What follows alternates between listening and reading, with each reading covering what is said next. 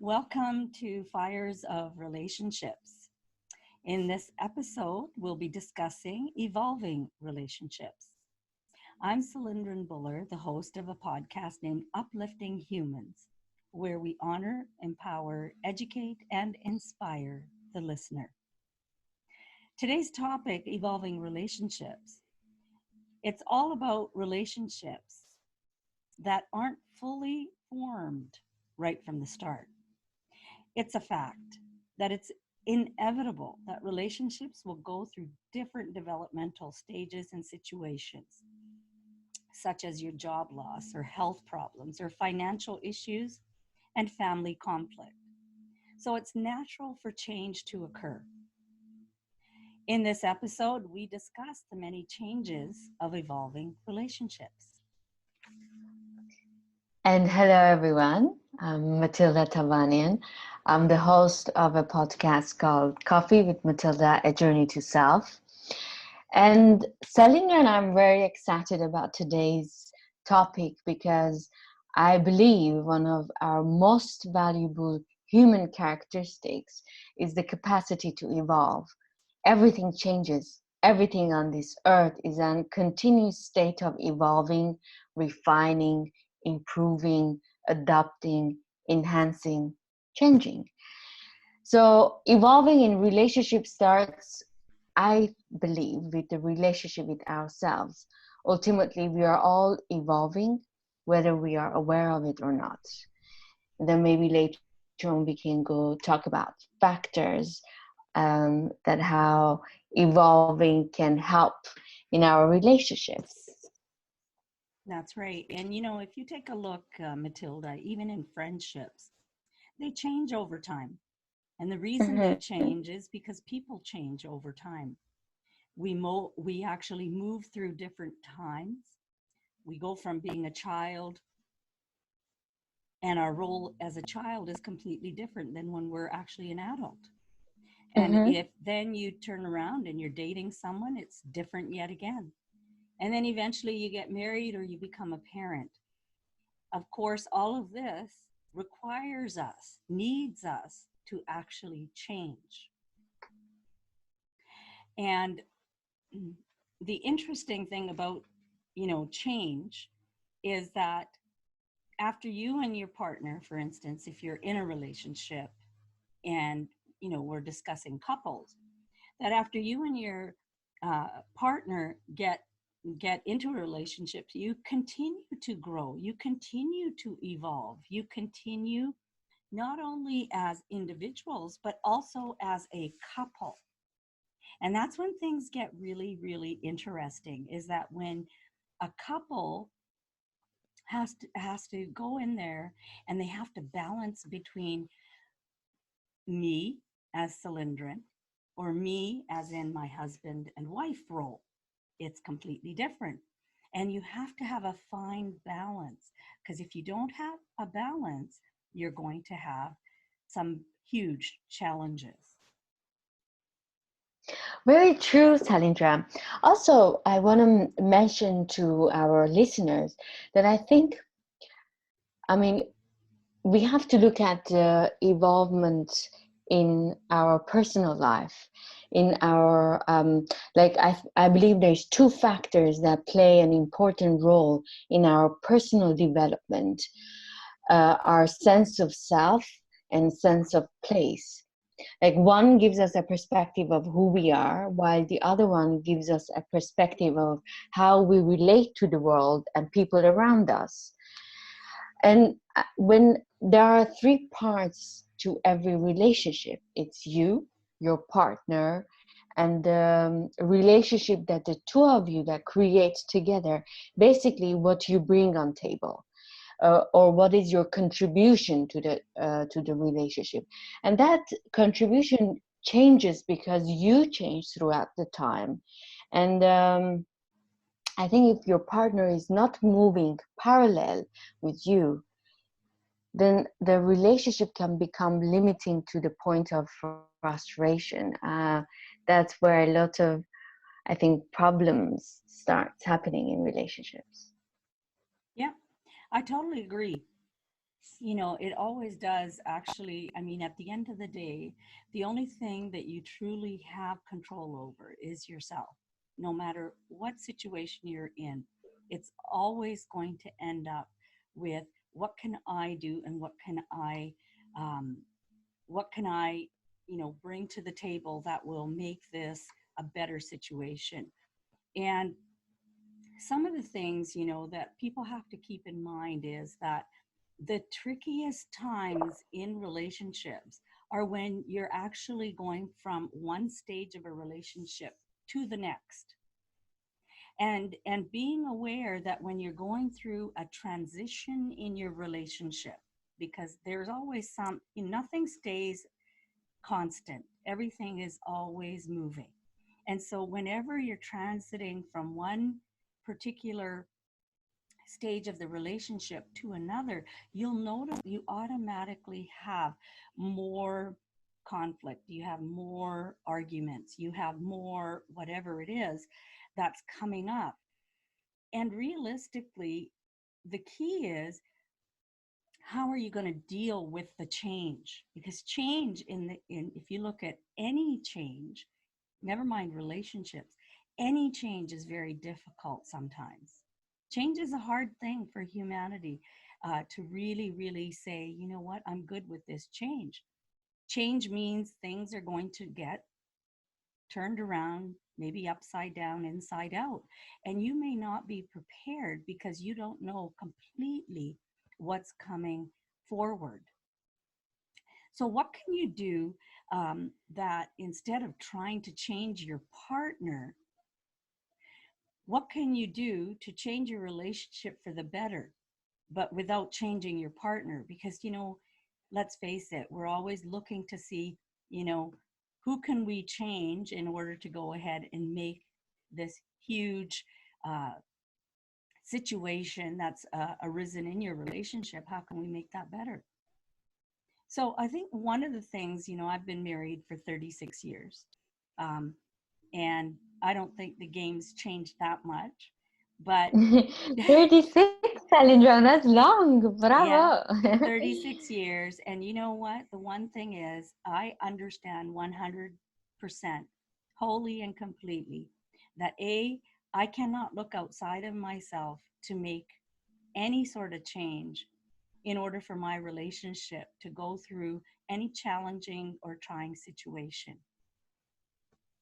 I have to try to say to myself, okay, how can I better this situation? How can I better be a better person? How can I be a better partner? Because at the end of the day, the only thing that I ever have control over is me.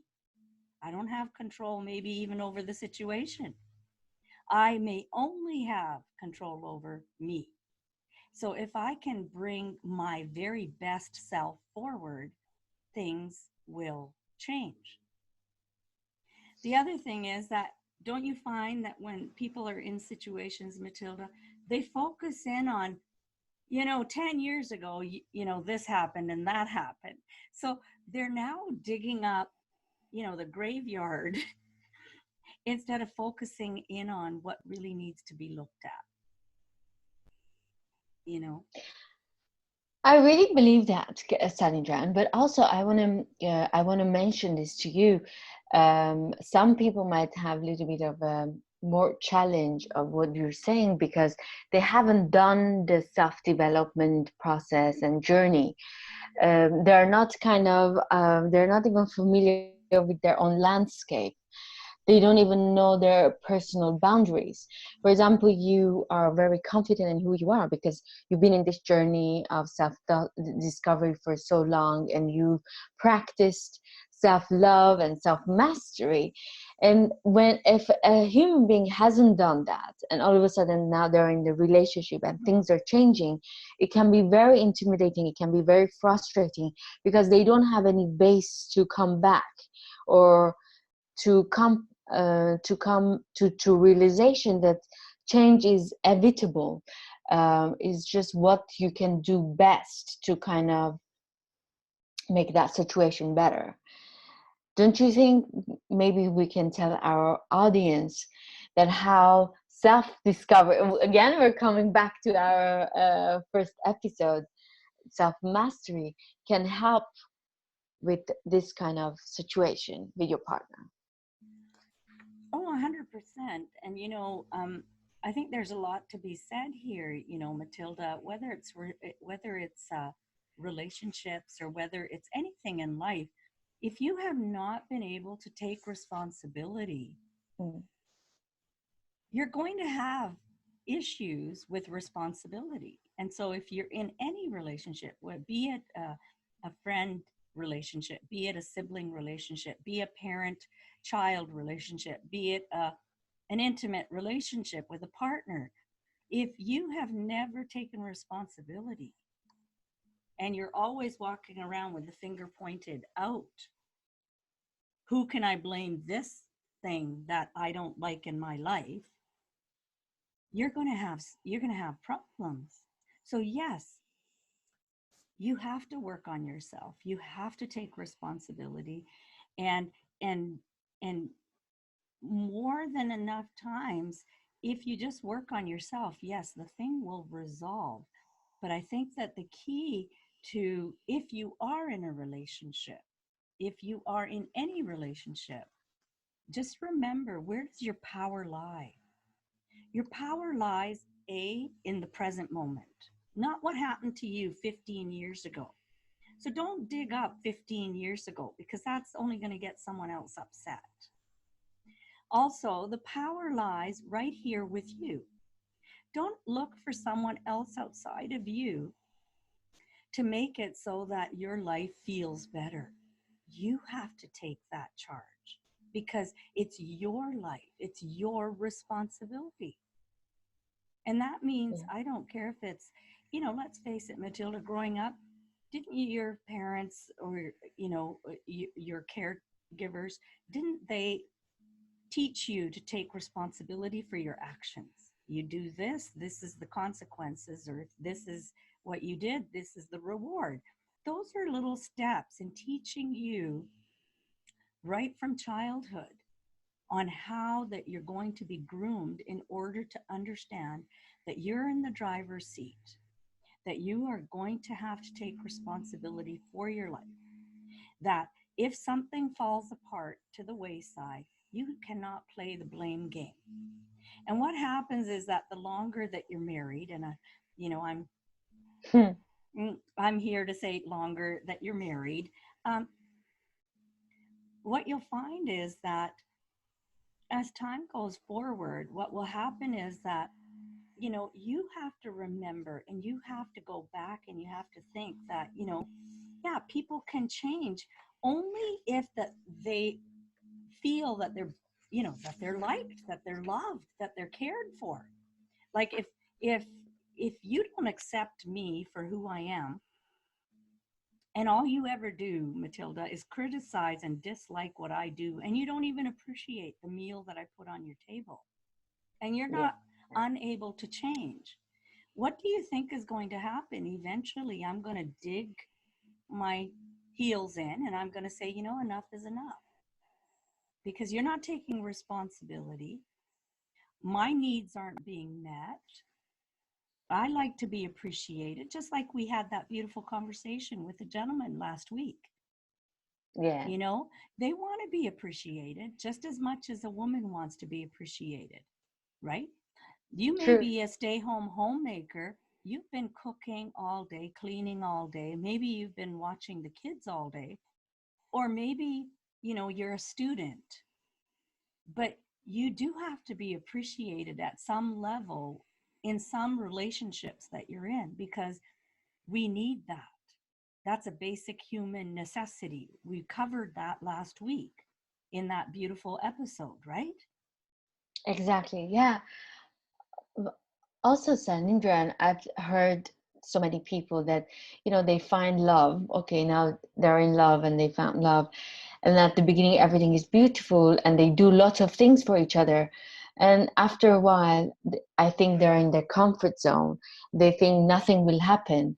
Then they stop giving appreciation or doing things for the other person, and kind of they're neglecting the idea that relationship is work as well. It doesn't matter that, okay, you found love, but because it's evolving, you cannot just sit down and not do anything, because your partner is evolving, you're evolving, and this relationship needs to evolve with you as well. Otherwise it will die. Doesn't matter how amazing you guys are together, if you don't put effort to keep it alive, it will die down. The fire will die down. That's right. That's right.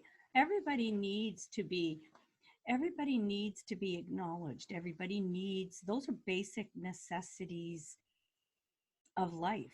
You need to be loved. You need to be significant. You need to be appreciated. Those are basic necessities. And if you feel like you've been in a marriage for 40 years, or if you've been seeing someone for 25 years, and you feel like, oh, well, where's she going to go or where's he going to go? That's the wrong attitude to have, because you have to take that opportunity by looking at the situation and reflecting, how would you like to be if you were in that other person's shoes? You know, all change, all change starts with you. It starts with you. You know, do you spend more time questioning your partner's words and actions than you do by maybe examining your own? Like, how much time do you actually sit there? Because at the end of the day, we've already established the only person that you ever have control over is yourself. So, how much time are you spending by examining your own words and your own actions rather than blaming your partner? Yeah, very true. Also, another thing, Salina, I would want to ask and see how your view is about this. I've seen partners that, for example, if one of them is evolving, they're getting better job, they're having more success in their, I don't know, career or in their personal lives with other things that with their projects that they're doing. The other partner feels, I think it's jealousy, that doesn't want the partner to evolve and wants to stop him or her. Um, that's when the partnership starts having some issues. I've seen this so many times. I mean, I've seen men that they were not successful financially. They had this loving wife, and then I don't know what happens, that they are successful now. They change their wife, or vice versa. Women, maybe they didn't have. They were students, both of them, and she got more advanced with her education, and then she kind of turns away from that relationship.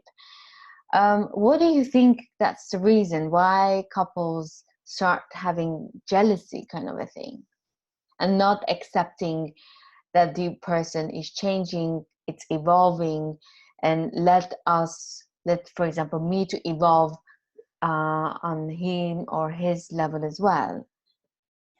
Well, that's an interesting question, and I think it's very, very individual. That's for sure, because you have to look at who are the players in this. Because I can guarantee you, if there's any form of jealousy, it stems from the past. So whoever that Mm, person is that is bringing jealousy to the table, they really need to go back and question, where did it start from? And I guarantee you that they'll find the answers from the moment of I conception, do. from the moment of conception up to about age 8. They'll find the answer there. Because jealousy is not something that you're born with. Jealousy is something that you grow into because your needs have not been met Mm, as a child. The difference between couples that stay together and the ones who divorce, it really comes down to how they actually handle their arguments. Because let's face it, two people, they're going to have a different perspective. So, what's going to happen is, how are you going to manage that conflict, manage the difference of what you see and what you understand.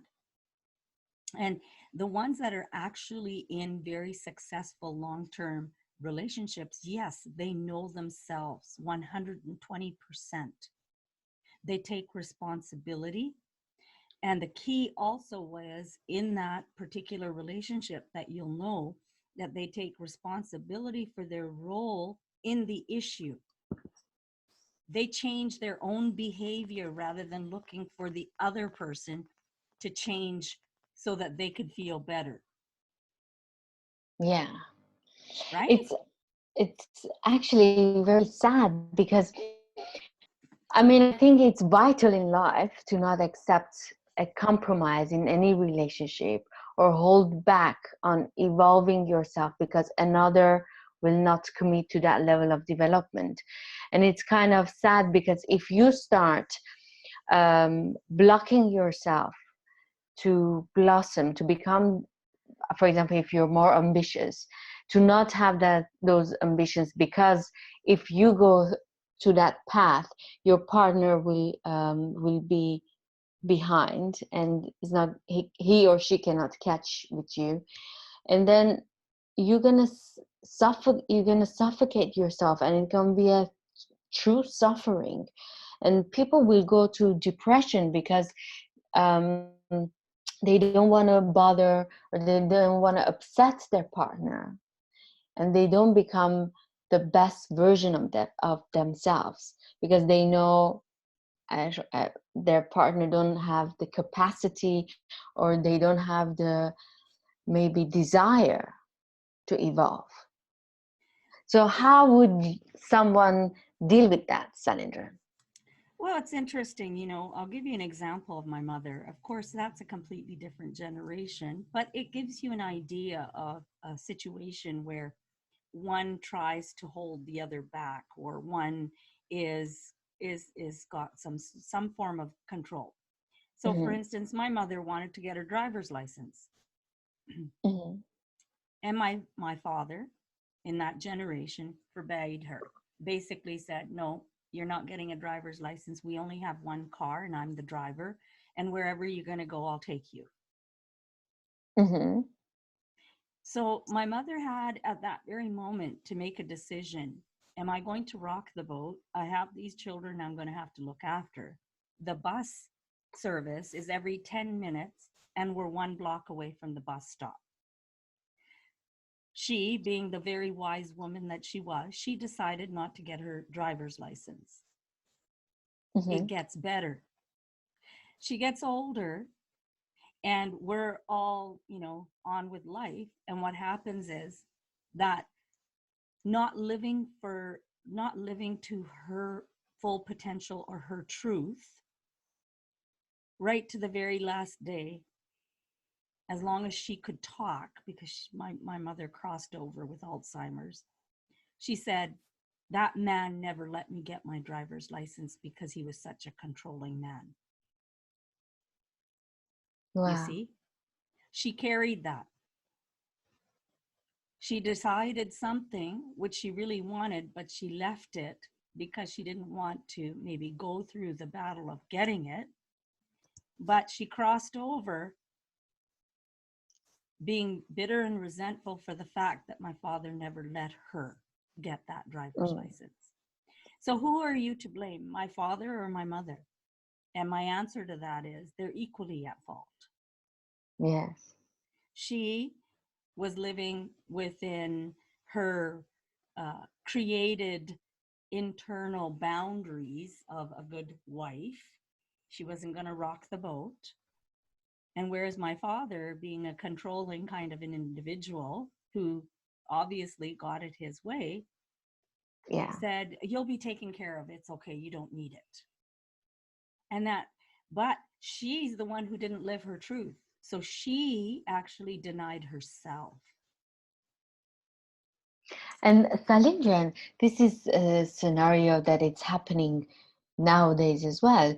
I have friends that they are educated, that they Yes. have good education, but they marry to these rich people, rich Yes. men, and they never continue their career. I'm not saying maybe they don't like their career. I don't know, but imagine you have all this potential and talents. You can never even realize them because you marry someone that pampers your life. You're always in your comfortable zone, and you never realize certain um, elements in you because you never put in that kind of a situation. And it's what a waste of unlived life. That's right. Because their basic needs were met, or we will call it because they're married into money. Yes, their needs were met, but I'll tell you, statistically, you ask any dying person, and they've done this study that they went to the wealthiest of wealthy on their deathbeds and asked them the same question. If you were to be given another lifetime, what would you do differently? And you know what their answer was? I would laugh and play more. I would do the things that bring happiness and joy, and I would go beyond myself. In other words, life isn't just about you. And so those individuals that are pampered, Yeah, they're looking at just right now, today. They were gifted with maybe a genius mind, amazing grace, a deep wisdom, intellectual understanding beyond the sages that have ever lived. But what good were they when they weren't able to deliver and share it? You know? exactly. Also, like if you look at it like children and parents relationship, there are parents that they give everything to their child, and when you look at it, say, okay, this child has everything. At the age of 16, he or she can have the best car available for him. I don't know, at the age of 20, a nice apartment here and there. But then why are they going to work hard for? What is there? I mean, you will never try to find your talents. You never struggle enough to understand certain qualities in you because everything was there. And it's kind of sad because sometimes you see someone from a very, very poor background. They've tried a lot of things. They lived life. They went a lot of ups and downs, and these ups are amazing and downs are amazing because both of them teaches who you are, teaches you about your boundaries. And when you know your boundaries, I think you're more alive because then you take risks. You go after to that relationship that you want. You go after the job that you want because you have that courage. You have that courage, yeah. Well, and no one's clipped your wings because there's too many parents out there. They end up clipping the wings. These are things that I wanted in my life. I was not able to get them. So I'm going to make sure you get them, even though the child has no desire for them. I Yeah, just actually did a beautiful episode, Matilda, and it was death, birth, and I can't remember the death, birth, and transition. Anyways, I've just put it up this Sunday. Beautiful episode. It was a young man from he's from his parents were from Chinese origins, and they immigrated to Australia. You know, you talk about evolving relationships, and he ended up in Australia, and as a stereotypical, you know, Chinese uh, couple, they wanted the best for their child. They wanted to make sure they went to the best schools, got the best education, got the best job, and and who doesn't want that? So, but he was very, very unhappy. He was an artist. He didn't want yeah. to have all of this school and all of this. He was a natural born genius. He never studied for anything. And it wasn't until he went to college that he actually ended up falling. And when he fell, he was a womanizer. He was using drugs and alcohol. He became so depressed to the point where he wanted to go and jump. He just wanted Oh to wow. kill himself because someone prevented his evolution. Someone True. prevented that. And without the parents realizing, because the parents did the best they could. Mm-hmm. They were trying to set him up for this world that we live in.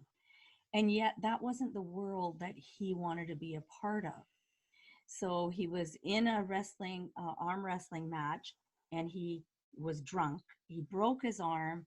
He was in an 8.5 hour surgery to repair his arm. That was how badly his arm, and he Wow. had a near death experience. So when he came around, he started to meditate. He started to go do yoga. He started playing the piano again. He started doing all the things he loved. And today, he immigrated from Australia. He lives actually in Hawaii, and he has a beautiful daughter. And he has his own school for Oh, people nice. to learn yoga, meditation, Mm-hmm. sculpt their bodies. But his parents wanted him to be that doctor, lawyer in a boardroom. And his parents, without realizing it, had crossed the boundaries and prevented his evolution.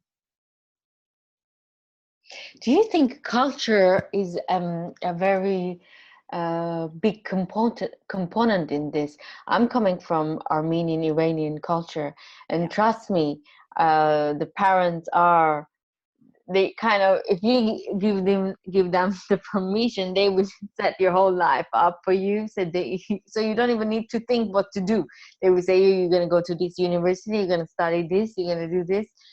It's interesting, and they're doing it from love, so much love. um, I mean, I have Western friends. For them, it's very strange if um if my parents still support me. For them, it's like, you're very old for that. Or our parents didn't support us after 18. So the concept is very different. It's very okay for me to go back and live with my parents. It's not a problem at all. Actually, it's something encouraged. And they can do everything for me, and I can just be happy-go-lucky person. But obviously, in other cultures, that's actually not something that you're proud about. Um, but yeah, I think culture has a very interesting influence in this kind of a setting, because you never learn your own self. You're always You learn about yourself because other people, like your parents, are dictating. And if somebody is aware or alert enough, can come out of that loop. Otherwise, you're going to stay in that loop till you get married. And even when you're married, the parents tell you what to do, what's best, when to have a child, when to not have a child. It's a very, I mean, it's a good culture, but it can be very weird as well. Well, I don't know how Indian cultures are, but my culture is like this. So, it's the same. It's the same, it's the same, Matilda. Any of the Eastern cultures, you'll find a real emphasis on, rearing the kids, and then making sure they're set successfully financially and the whole 9 yards. Um, and again, um, you have to understand that the parents can only, you get a driver's license. You don't go to you got to go to school. You can go and, pop a kid. No one's going to tell you. How do you learn how to parent? You learn from trial and error, and you try to do a better job than what you think your parents did, because you were deprived or you didn't get everything the way that you wanted it. mhm. Now, the East and the West has some incredible, beautiful things that I think that can come together and marry. Yes, I think there is a beauty in being supportive and allowing for, uh, you know, the betterment of the next generation. However, if you really look at, Matilda, what is the job of a parent? The job of a parent is really to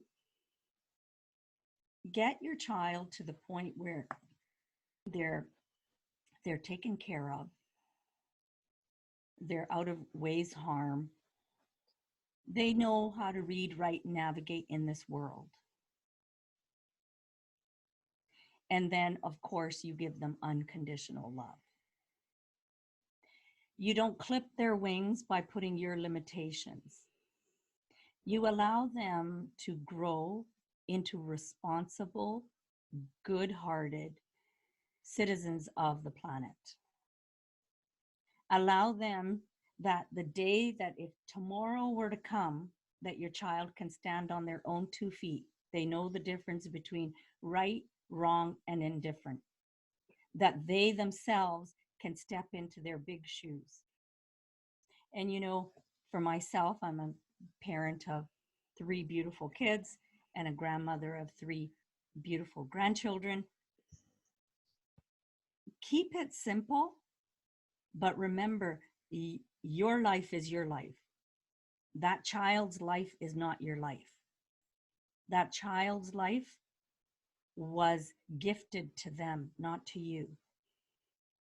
So don't take them out of the equation and try to tell them what they should do and where they should go. There's limitations on what you can do. Your job as a parent is that you're the angel who's going to guard them, keep them out of the way of harm, to groom them, to reason, to understand, to be a good citizen.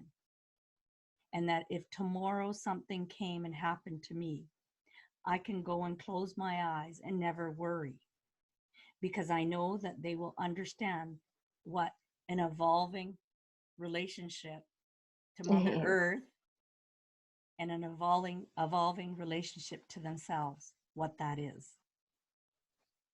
Salindra, now I'm like, oh my God, being a parent is a very difficult task. It's gonna take a lot of courage that you love someone so much. And then at the same time, you have to be understanding that they need to go through errors in life so they can learn.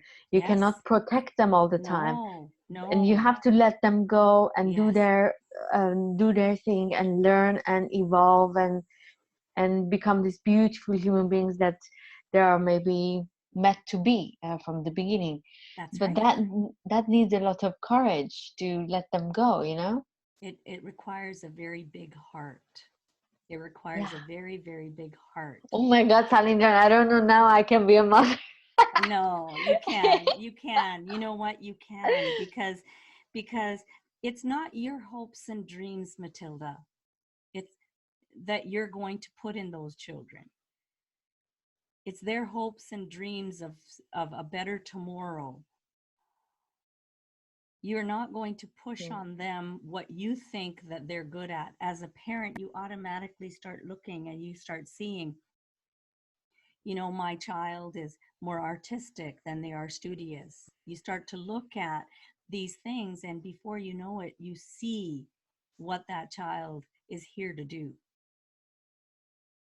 And you know, you really have to, you have to remember that their life, you know, the biggest thing I think that I've ever, you know, ever done is that, you know, allow for the kids to fall.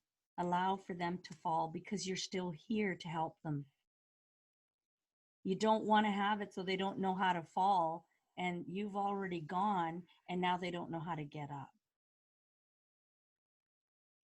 Those are important lessons, you know, those are very, very important lessons.